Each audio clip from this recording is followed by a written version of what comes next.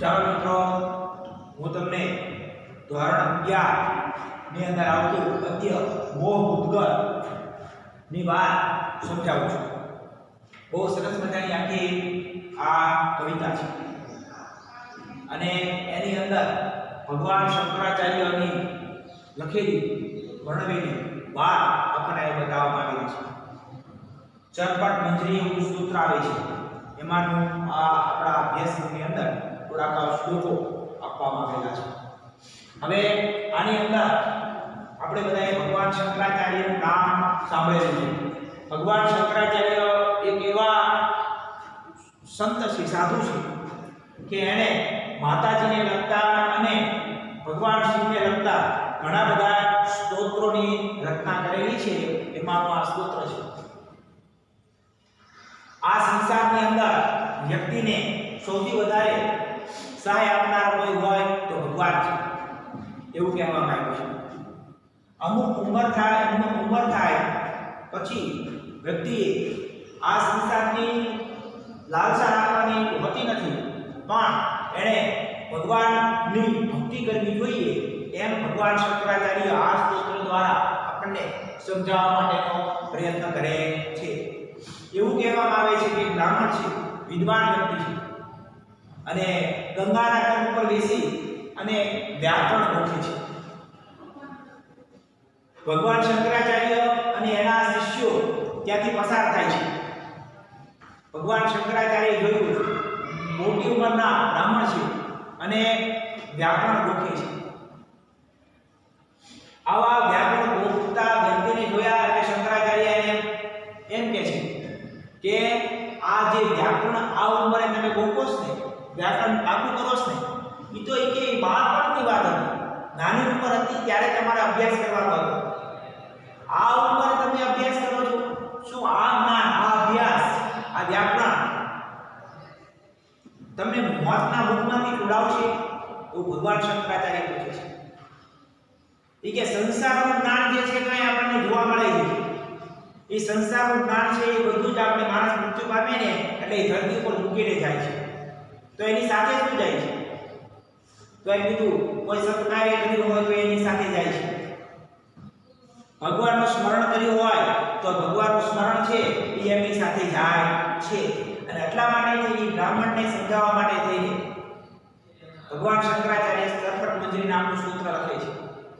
અને એની અંદર બહુ સાચી વાત સંસારની કરવામાં આવી છે કે જ્યાં સુધી માણસનું શરીર કામ કરે છે ત્યાં સુધી સગા સંબંધીઓ એની સાથે રહે છે અને જ્યારે એનું શરીર કામ કરતું બંધ થઈ જાય છે તો જે સગા સંબંધીઓ છે એ એનાથી દૂર જતા જાય છે અને અંતે એને ઈશ્વરનું શરણ જ લેવું પડે છે. તો ભગવાન શંકરાચાર્ય આ વાત આ શ્લોકો દ્વારા આપણે બતાવે છે. ભગવાન શંકરાચાર્યએ ઘણા બધા સ્તોત્રોની રચના કરેલી છે અને એ સ્તોત્ર દ્વારા માતાજીની શરણાગતિ અથવા તો ભગવાન શિવની શરણાગતિની વાત એ સ્તોત્રો દ્વારા એને રજૂ કરેલી જોવા મળે છે. અહીંયા પણ ભગવાન તરફ જવાની વાત આપણને બતાવવામાં આવી છે અને કૃષ્ણા છોડી લઈને સદબુદ્ધિની પ્રાપ્તિ કરવી એવી વાત પણ આપણને આ સ્તોત્ર દ્વારા કહેવામાં આવી છે. તો ભગવાન શંકરાચાર્ય રચિત આ સ્તોત્ર છે, સરસ મજાની વાત એની અંદર સ્તોત્ર દ્વારા આપણને બતાવવામાં આવી છે. હવે આપણે સૌથી પહેલો શ્લોક જોઈએ.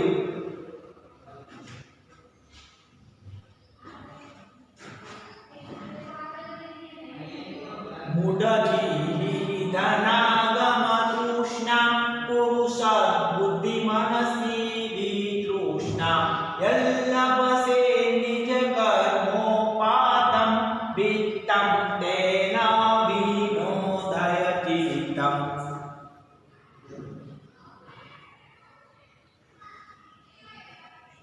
મૂઢજીગહિ ધનગમ તૃષ્ણા પુરુષદ બુદ્ધિ મનસી તૃષ્ણા યલ્લભ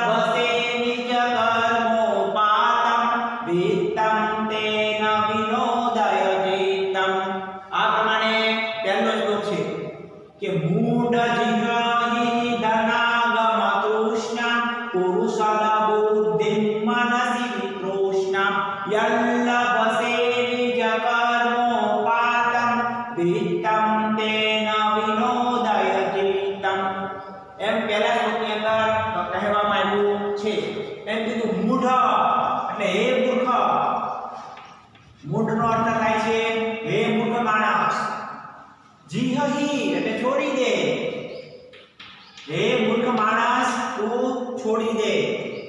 ધન ગમ તૃષ્ણા ધનને મેળવવાની ઈચ્છા. આ યુવાનીમાં વ્યક્તિએ ધન કમાવવું પડે છે, બરાબર છે કે યુવાની મહેનત કરવા માટે હોય છે, ધન કમાવવા માટે હોય છે, પણ અમુક ઉંમર થાય પછી એ છોડી દેવું જોઈએ એમ ભગવાન શંકરાચાર્ય સમજાવે છે કે હે મૂર્ખ ધન મેળવવાની ઈચ્છાને છોડી દે. પછી એમ કીધું કુરુ સદબુદ્ધિ મનસી વિતૃષ્ણા. તૃષ્ણાઓને છોડી દે, સદબુદ્ધિ ધારણ કર મનથી. તૃષ્ણાઓને છોડીને તું મન બુદ્ધિ સદબુદ્ધિને ધારણ કર. વિતૃષ્ણા તૃષ્ણાઓને છોડી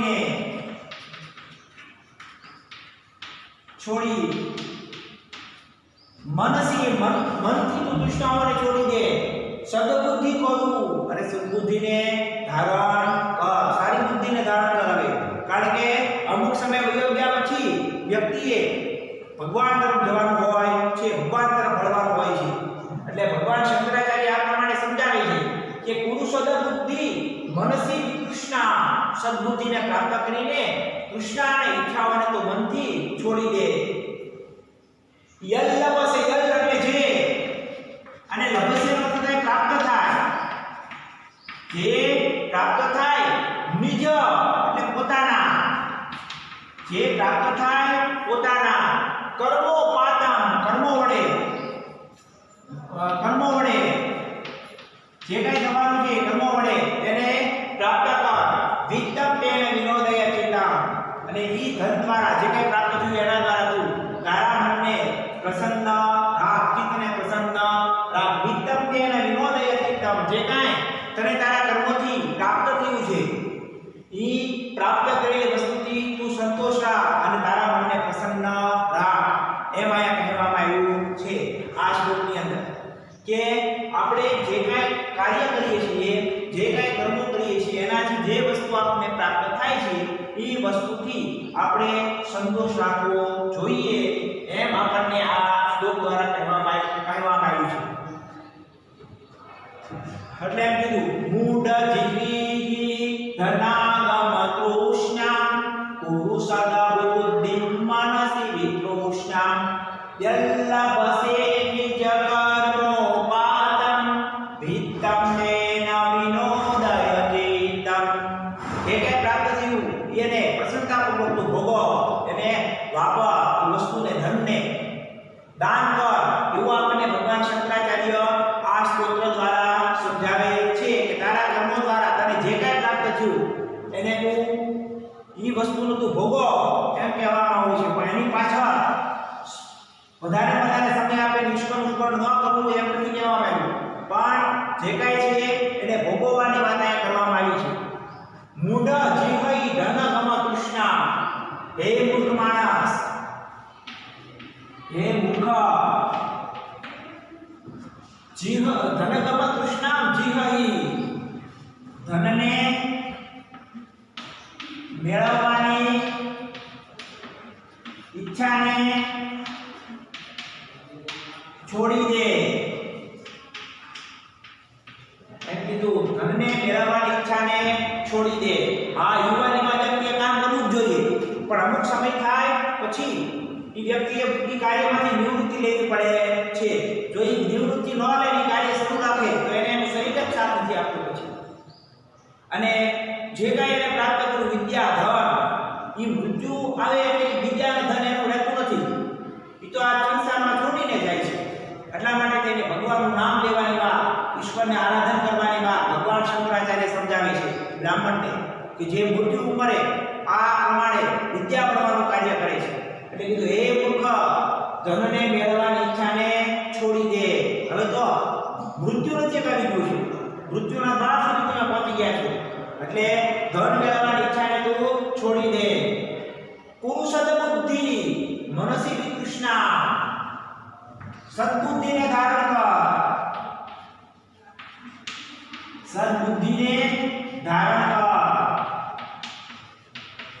મનથી ઈચ્છાઓને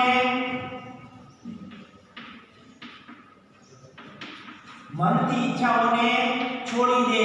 કીધું મનથી ઈચ્છાઓને છોડી દે.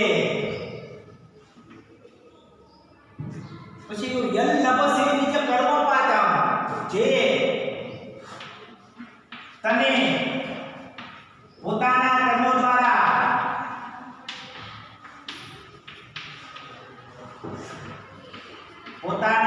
કર્મો દ્વારા યલ લબસે નીચે કર્મ પાતમ, કર્મો દ્વારા ધન પ્રાપ્ત થયું છે તેને પ્રસન્નતાપૂર્વક એ ધનને ભોગવો, તેને પ્રસન્નતાપૂર્વક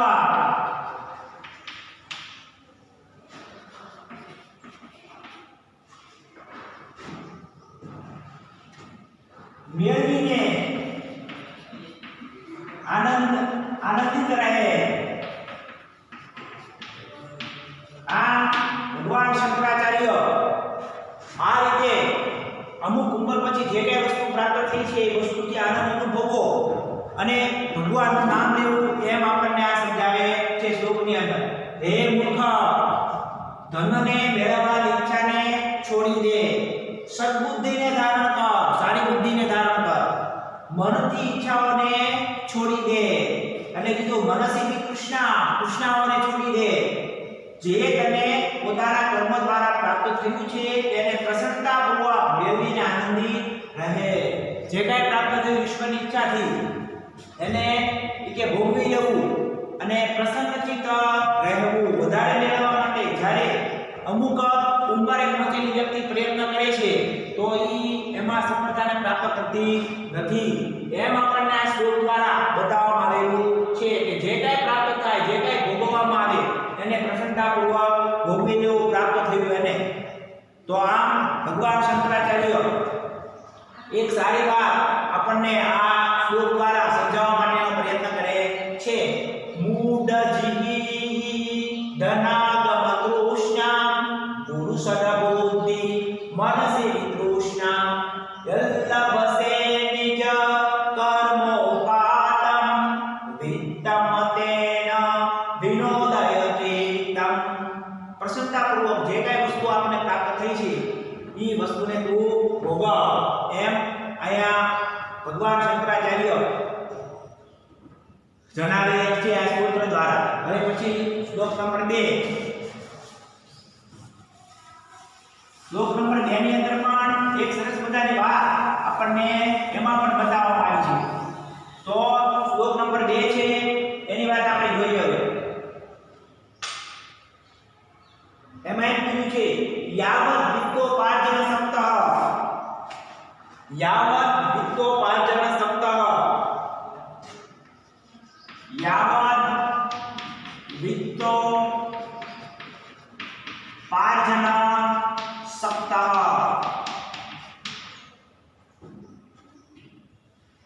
તાવન નિજ પરિવારો રતઃ, તાવન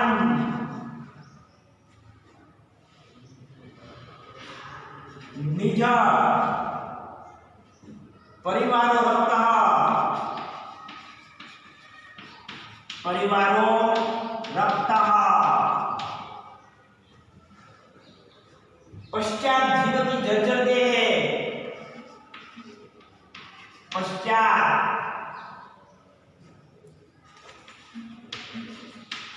જીવતી પશ્ચાત જીવતી જર્જર દેહ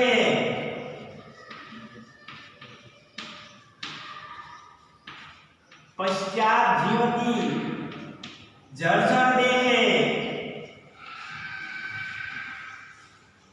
વાર્તા કોપી ન પૃચ્છતિ ગેહે, વાર્તા કોપી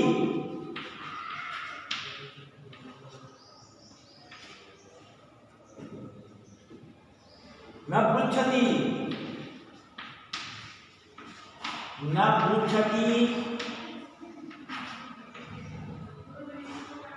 ગેહે. હવે પછી આ 2 નંબરનો શ્લોક છે અને એની અંદર ભગવાન શંકરાચાર્ય જીવનની વાસ્તવિકતાની વાત આપણને આના દ્વારા સમજાવે છે. તો હવે પછીનો શ્લોક છે એની અંદર આપણે જોઈએ એમ કીધું યાવત વિદ્યોપાર્જન સક્તઃ તાવત નિજ પરિવારો રક્તઃ પશ્ચાત જીવતી જર્જર દેહે વાર્તા કોપી ન પૂછતી ગેહે. આ જીવનની વાસ્તવિકતા શ્લોકની અંદર બતાવવામાં આવી છે. જ્યાં સુધી તમારામાં શક્તિ છે ત્યાં સુધી તમારા મિત્રો તમારી પાસે આવે છે, તમારા પરિવારના લોકો તમારી પાસે આવે છે, તમારા સગા સંબંધીઓ તમારી પાસે આવે છે, પછી કોઈ નથી આવતું. જ્યારે શરીર કામ કરતું ઓછું થઈ જાય છે ત્યારે આ સંસારના સંબંધો કામ આવતા નથી. ત્યારે કોણ કામ આવે છે? ઈશ્વર કામ આવે છે, ભગવાન કામ આવે છે. અને જેને બાળપણથી તે ભગવાન તરફ જેનું મન લાગેલું હતું, યુવાનીમાં પણ જેનું ભગવાન તરફ મન લાગેલું હતું, એ વ્યક્તિ વૃદ્ધાવસ્થામાં પણ ઈશ્વરના સહારે જીવતો હોય છે. તો આ પણ એક સાચી વાત, સમજપૂર્વકની વાત આપણને આ શ્લોકમાં બતાવવામાં આવી છે. એમાં બીજા શ્લોકમાં એમ કહેવામાં આવ્યું કે યાવદ વેતો પાર્જન સક્તઃ તાવન નિજ પરિવારો રક્તઃ પશ્ચાદ જીવતી જર્જર દેહે વાર્તા કોપી ન પૃચ્છતિ ગેહે. તો અહીંયા કીધું યાવદ એટલે જ્યાં સુધી, યાવદ એટલે જ્યાં સુધી, વિદ્યોપાર્જન સક્તઃ જ્યાં સુધી તમે વિત્ત એટલે ધન કમાઈ શકો છો ત્યાં સુધી, જ્યાં સુધી તમે ધન કમાઈ શકો છો ત્યાં સુધી, યાવદ વિદ્યોપાર્જન સક્તઃ જ્યાં સુધી તમે ધન કમાવો છો, ધન કમાવામાં લાગેલા છો ત્યાં સુધી, તાવન ત્યાં સુધી, નિજ પરિવારો રક્તઃ તમારા પરિવારના લોકો તમારી સાથે સંકળાયેલા રહે છે.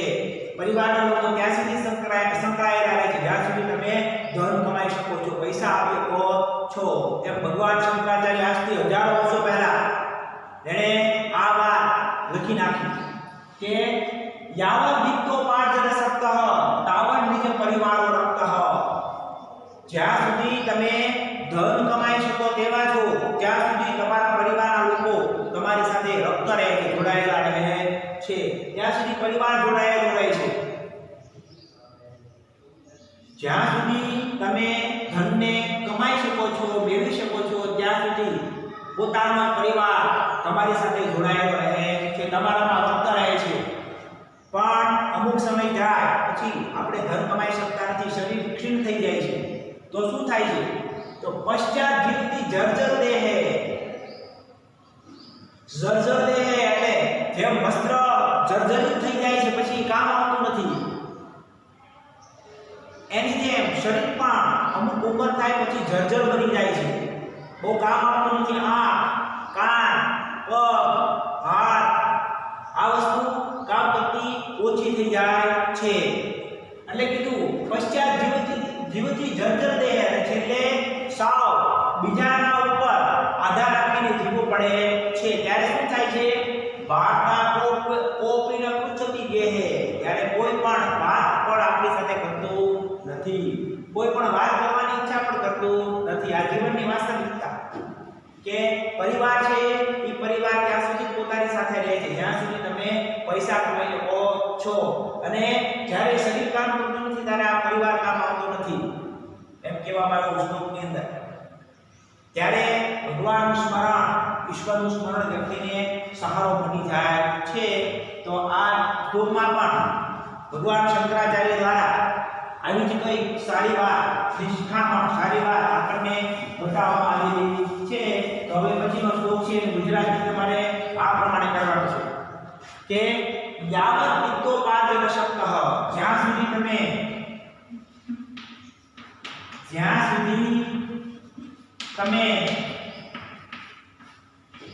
ધન કમાઈ શકો છો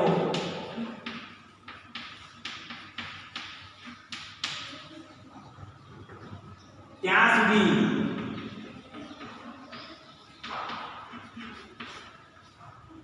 ટાવર નીચે પરિવારો રમતા તમારો પરિવાર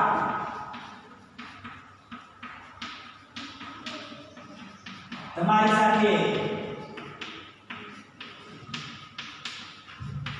જોડાયેલો રહે છે તમારો પરિવાર તમારી સાથે જોડાયેલો રહે છે પશ્ચાત જીવતી જર્જર દેહ પછી દેહ વૃદ્ધાવસ્થાને પ્રાપ્ત કરે છે